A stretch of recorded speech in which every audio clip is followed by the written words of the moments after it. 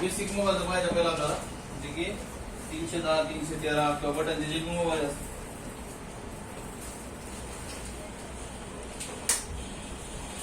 कीपॅडच्या मोबाईलला जर network problem आला काय काय करायचं आपल्याला? सगळ्यात अगोदर आयव्ही नंबर चेक करायचा आहे का, स्टार आहे व्यवस्थित. जर आयव्ही नंबर नसेल तर कीपॅडच्या मोबाईलला सॉफ्टवेअर मध्ये प्रॉब्लेम असतो, चेक करायचं. त्यानंतर नेक्स्ट काय चेक करायचं तुम्हाला,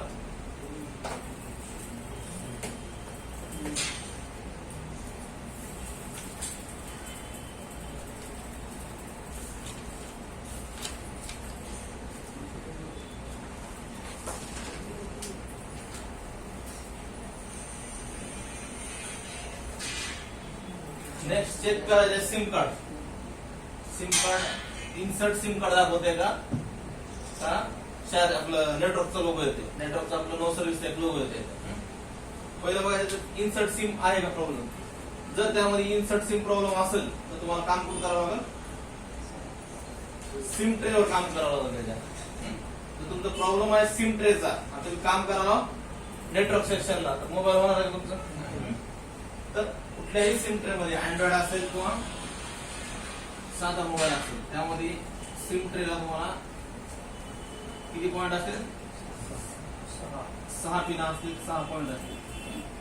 त्या 6 पिना कुठल्या कुठल्या असतील बघू आपण.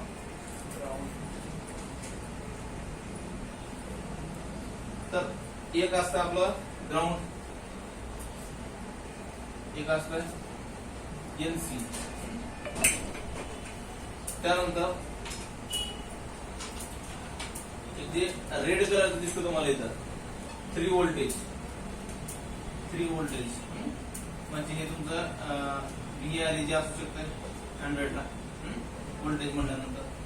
त्यानंतर एक CLK पॉइंट असतो, एक डाटा पॉइंट असतो. एक आहे CLK पॉइंट, एक आहे RST पॉइंट,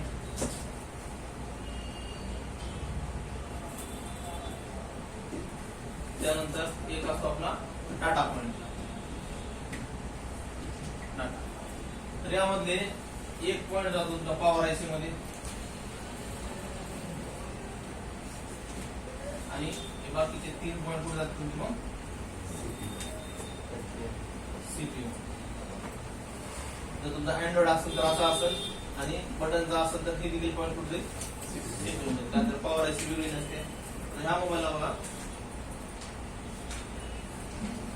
3 व्होल्टेज, त्यानंतर रिसेट लाईन, क्लॉक लाईन आणि डाटा लाईन. तर हे सगळ्या लाईन कुठे गेले असतील तुमच्या सीपीयू मध्ये गेले असतील. ड्युअल सिम आहे, ड्युअल सिम सप्लायर मध्ये गेले असतील. तुम्हाला इथं कंपोनंट दिलेत, काही टेस्ट पॉइंट दिलेत, जर इथं ट्रॅप ओपन झाला इथले इथं जम्प करू शकता तुम्ही. त्याच्यामध्ये 5 पिना महत्वाच्या आपल्या कोणत्या, ग्राउंड, डाटा 0, CLK, RST आणि VRE. तर LC जो ओपन झाला काही प्रॉब्लेम येणार नाही, पण ग्राउंड पण महत्वाचा आहे आपल्याला, ग्राउंड पण असलंच पाहिजे सिम कार्ड मध्ये. अँड्रॉइड मोबाईलचं जर सिम ट्रे बघितलं आपण तर ज्यावेळेस आपण इन्सर्ट करतो, याला इन्सर्ट केल्यानंतर मध्ये एक पिन असते ती ग्राउंडला टच होती शेवटला. ते टच झाल्यामुळे आपल्याला डिटेक्टचं एक ऑप्शन आहे, सिम डिटेक्ट म्हणलं जातं. कधी कधी ते जर ग्राउंडला टच होत नसेल पिन तरी सिम कार्ड उचलत नाही आपला. सगळे पॉईंट जरी ओके असतील आपले, डिटेक्टचं ऑप्शन असते, शेवटला एक पिन असते छोटी, ते जर स्प्रिंग वगैरे टच होत नसेल तरी पण प्रॉब्लेम येतो आपल्याला. तर इथं पण आपल्याला लक्ष द्यायचे. तर जास्त मला इन्सर्ट सिम जे आहे बटनच्या मोबाईलला येते, अँड्रॉइड मोबाईलला येत नाही. कारण अँड्रॉइड मोबाईलला आपण काय करतो, जे सिम ट्रे आहे त्याचा आता सगळे मायक्रो सिम आलेत. पहिले जे मोठे सिम होते, नॅनो सिम होते, तर बटनच्या मोबाईल मध्ये ऍडजस्ट करून टाकायचे कसं तरी सिम ट्रे तुटायचे. 3G मोबाईलला सगळ्यात जास्त प्रॉब्लेम होते. पहिलं तसं खाचाचे सिम कार्ड राहायचे किंवा असं ट्रे राहायचे वेगवेगळे, त्याच्यामध्ये कसं बी तोडायचे सिम कार्ड, घरच्या घरी तोडायचे कात्रीने हे, त्यामध्ये ऍडजस्ट करून बसवायचे त्यांनी किंवा ढकलायचे, पुन्हा काढायला जाऊन खराब करायचे. सिम ट्रेचे प्रॉब्लेम पहिलं 3G मोबाईलला जास्त होते, पण सिम ट्रेचा आता प्रॉब्लेम तुम्हाला फक्त बटनच्या मोबाईलला बघायला भेटत. तर नेटवर्क प्रॉब्लेम आहे का सिम प्रॉब्लेम आहे पहिले हे चेक करायचं आपल्याला. जर तुमचा सिम कार्डचा ट्रे खराब आहे तर नेटवर्क काहीतरी हिट मारून किंवा चेंज करून प्रॉब्लेम निघत नाही. आता तुमचा नेटवर्कचा प्रॉब्लेम आहे तर सिम ट्रे बदलून प्रॉब्लेम निघत नाही. पहिले हे दोन प्रॉब्लेम आपल्याला बघून घ्यायचे. आता अँड्रॉइड मोबाईल मध्ये अँड्रॉइड जर बघितलं, अँड्रॉइड मध्ये जर तुम्हाला इन्सर्ट सिम प्रॉब्लेम असेल तर त्यामध्ये फर्स्ट काय चेक करायचं तुम्हाला, *#06# ही चेक करायचे सिक्युरिटी आणि त्यानंतर बेसबँड ही दोन गोष्टी आपल्याला चेक करायच्या. ही दोन गोष्टी जर ओके असतील आणि इन्सर्ट सिम परत म्हणता येते तर त्याचा प्रॉब्लेम सिम ट्रे मध्ये असू शकतो. आपण सिम ट्रे मध्ये किंवा सिमची लाईन सीपीयू ला जाते, सीपीयू मध्ये असू शकतो. जर तुमचा बेस बँड पण दाखवत नाही आणि आयमॅ पण दाखवत नाही किंवा बेस बँड दाखवत नाही आयमॅ दाखवते तरी पण इन्सर्ट सिम दाखवतो तुमचं. पण सिम कार्ड दाखवणार नाही तुम्हाला. मेमरी कार्ड दाखवल तर सिम कार्ड दाखवणार नाही. आपण इन्सर्ट सिम ट्रेवर काम करायचं नाही किंवा सीपीयू कडे जायचं नाही. तर त्याचा बेस बँड अननोन असते. आता बेस बँड अननोनला काय करायचं, कुठल्या मोबाईलला काय काय प्रॉब्लेम येतात बघू. तर बटनच्या मोबाईलला इन्सर्ट सिम असेल, तुमचं आयमॅ नंबरचा प्रॉब्लेम असू शकते किंवा सिम ट्रे असू शकते. आणि अँड्रॉइड मोबाईल मध्ये बेस बँड आणि आयमॅ हे दोन्ही पण प्रॉब्लेम असू शकते.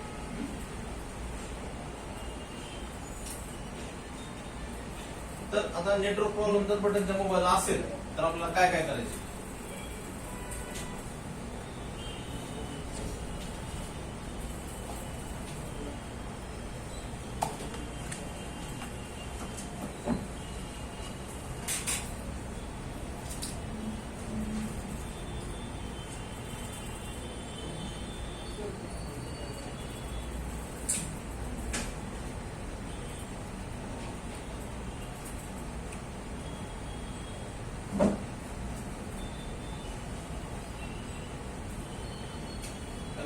हा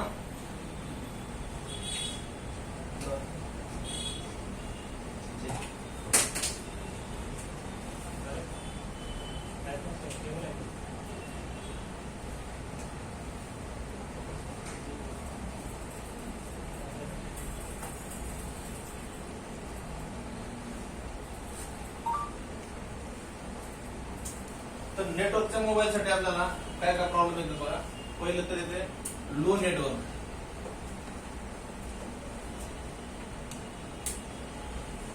लो नेटवर्क म्हणजे बऱ्याच वेळेस आपल्याला खेडेगावामध्ये नेटवर्क येत नाही, सिटीमध्ये आले की येते किंवा घरात गेले की येत नाही, बाहेर आले की येते. असे प्रॉब्लेम आपल्याला लो नेटवर्कचे येतात. अँड्रॉइड असेल किंवा आयफोन असेल किंवा आपला बटनचा मोबाईल असेल त्याच्यामध्ये लो नेटवर्कचा प्रॉब्लेम येते. आता जर तुमच्याकडे कीपॅडचा मोबाईल आला, कस्टमर लो नेटवर्क म्हणून येते किंवा कस्टमर म्हणाले किंवा सिटीमध्ये आलं की नेटवर्क येते, गावाकडे गेले की येत नाही, घरात गेले की येत नाही. तर त्याला काय काय चेक करावं लागतं आपल्याला. लो नेटवर्क येते म्हणजे तुमची नेटवर्क अशी ओके. पहिलं तर बाहेर आले की नेटवर्क येतं, त्याला एक तर फ्रिक्वेन्सी कमी पडत आहे किंवा त्याचा जे अँटेना असते. तर मोबाईल मध्ये हे जे आपला मोबाईल असते त्याच्यामध्ये एक अँटेना स्विच असते, त्यानंतर नेटवर्कची आयसी असते आपली, त्यानंतर सीपीयू असते, त्या ठिकाणी क्रिस्टल असते, अँटेना एक सप्लायर असते आणि या अँटेना वरच्या बाजूला अँटेना बटनचा मोबाईल. त्याच्यामध्ये बघा तर अँटेना जे आहे आपला या ठिकाणी अँटेना फक्त एक स्टीलची पट्टी असते त्याच्यावर.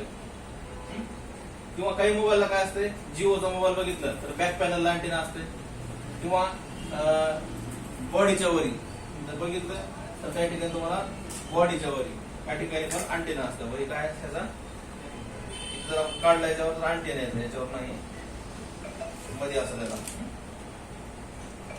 तर एक अँटेना लो नेटवर्कला पहिलं काय चेक करायचं आपल्याला, हे काय त्याचा अँटेना. तुम्ही जर मार्केटची डुप्लिकेट बॉडी टाकली जिओची, अँटेना येते मध्ये येत नाही. बरेच जणांना नॉलेज नसतं आपले, तर बॉडी आणते टाकतात कस्टमरला 200-250 रुपयाला बॉडी विकते. कस्टमर पुन्हा येते नेटवर्क येणार गेले म्हणून किंवा दुकानापाशी आले की नेटवर्क येते, घरात गेले की नेटवर्क येत नाही त्याला. कस्टमर म्हणते बॉडी बदलल्यापासून उलाले असतं किंवा खोलल्यापासून उलाले. त्या दुकानदाराला माहिती असतं ना जे बेसिक काम करते किंवा बॉडी बदलणे, डिस्प्ले बदलणे. ज्याला लक्षात आलं तर अँटेना काढून बसू शकते दुसऱ्या मोबाईल मध्ये किंवा मिडल जरी ओरिजिनल टाकलो आपण तरी नेटवर्क येते. तर सगळ्यात जास्त प्रॉब्लेम तुमचा लो नेटवर्कचा तुमच्या बॉडीमध्ये अँटेनामध्ये. अँटेना चेक करायचे किंवा त्याची बॉडी अँड्रॉइडला आपण बऱ्याच वेळेस आपण पॅनल चेंज करतो मार्केटचं.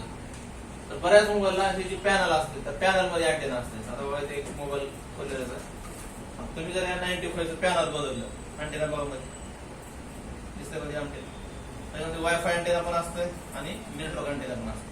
तुम्ही जर पॅनल डुप्लिकेट टाकलो तर मध्ये अँटेना येत नाही, किंवा आता अँटेना पण यायला लागेल मार्केटच्या पॅनलला, पण अँटेना ह्याच्यासारखा स्ट्रॉंग नसते, फक्त स्टिकर टाईप असते. नेटवर्क आपल्याला वाटतं की अँटेना आहे तरी पण काम करत नाही. जरा तर बदलायचे असेल तुम्हाला जुनी बॉडीचं अँटेना काढायचं, स्टिकर काढायचं, त्याला लावून टाकायचं. किंवा त्याला अजून एक पर्याय आहे, आपलं जे रिंगर असते जिओची जे रिंगर बदलले खराब रिंगर कॉईल असते, तार असते, ते तार काढायची आणि तुम्ही जम्पर म्हणजे हे कॉईलचं बसवून टाकायचं. ती बी अँटेना ती बी अँटेना स्ट्रॉंग नेटवर्क त्याला.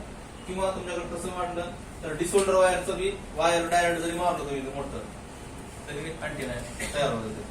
त्याच्यापेक्षा त्या अँटेना टाकलं तरी चांगलं जुन्या बॉडीचं. तर लो नेटवर्कला तुम्हाला त्या बॉडीमध्ये अँटेनामध्ये बेसिक प्रॉब्लेम जास्त त्यामध्ये येऊ शकते.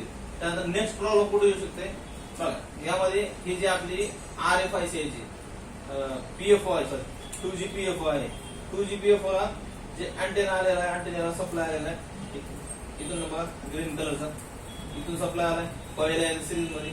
इथं सिरीज मध्ये एक कंपोनंट आहे कॅपॅसिटर पहिला सिरीज. त्यानंतर जे सप्लाय आलेला इकडं इथे स्विच आहे अँटेनाचं आणि इथं पण काही कंपोनंट आहे. त्या सिरीज मधला एक जरी पार्ट निघाला आपला तरी लो नेटवर्क येतं. तुम्ही अँटेना बदला, बॉडी बदला, IC बदला ना काही बदला, तुमचा ही जी सप्लाय आहे जॉईंट असला पाहिजे, कनेक्टिव्हिटी असली पाहिजे. आपण जर चेक केलं तर इथे ग्राउंड दिसते आपल्याला, किंवा इथून इथं कनेक्टिव्हिटी पण दिसते इथून इथं, पण जर तुमचा एखादी कंपोनंट निघाला इथला तरी पण नेटवर्क लो येतो. कारण त्याच्यासोबत ग्राउंड सोबत कनेक्टिव्हिटी असते, मध्ये फ्रिक्वेन्सी असते. इथं रिडिंग यायला पाहिजे का, मग नाही रिडिंग नसते, ग्राउंड नसते. तुमचा इथला एक जरी कंपोनंट निघाला तरी तुम्हाला लो नेटवर्क येईल. पण त्यासाठी सोल्युशन काय आहे बघा, इथून ट्रॅक निघालाय इथून डायरेक्ट इथं जरी जम्पर मारलं तरी चालतं. डायरेक्ट इथून असं एक जम्पर मारला इथं तरी चालतंय, मधल्या कंपोनंटची गरज नाही. किंवा एखादी कंपोनंट निघालाय तिथे जम्पर केलं तरी चालतं. तर ही लो नेटवर्कला तुम्हाला जे आपली PFO आहे, PFO टू अँटेना काय करायचं आपल्याला, जम्पर करायचं इथून इथे जम्पर. तर लो नेटवर्क त्याच्यामध्ये जास्त निघू शकते. आणि काही मोबाईलला फ्लॅशिंग केल्यानंतर खूप प्रॉब्लेम येते. बटनचे 1200 मोबाईल असतील, 310 असतील, त्यांना जर इंटरनेटवर एखादी फाईल काढून जर आपण फ्लॅश केलो तर त्या मोबाईलला लो नेटवर्कचा प्रॉब्लेम येऊ शकतोय.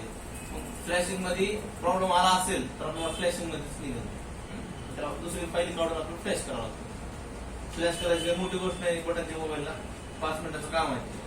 4 MB ची, 8 MB ची, 16 MB ची फाईल असेल, ते फ्लॅशिंगच्या दिवशी आपल्याला समजेल कसं फ्लॅश करायचं. तर फ्लॅशिंग मध्ये पण येऊ शकतो फ्लॅश, तर त्याला फुल फ्लॅश करावं लागेल. तर हे झाला लो नेटवर्कचा प्रॉब्लेम. दुसरा जे प्रॉब्लेम असतो आपल्याला नो सर्व्हिस.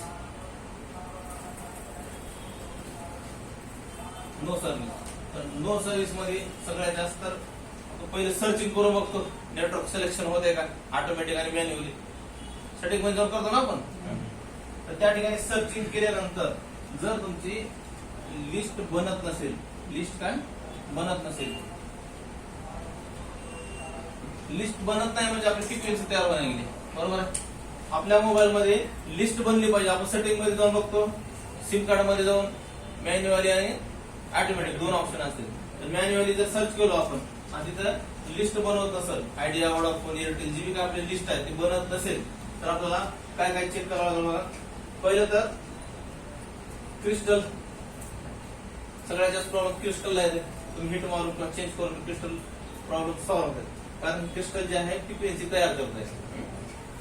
त्यानंतर जे RFIC असते, आता RFIC आहे का, PFO आहे, त्याला काय आपलं PFO 2G PFO आहे.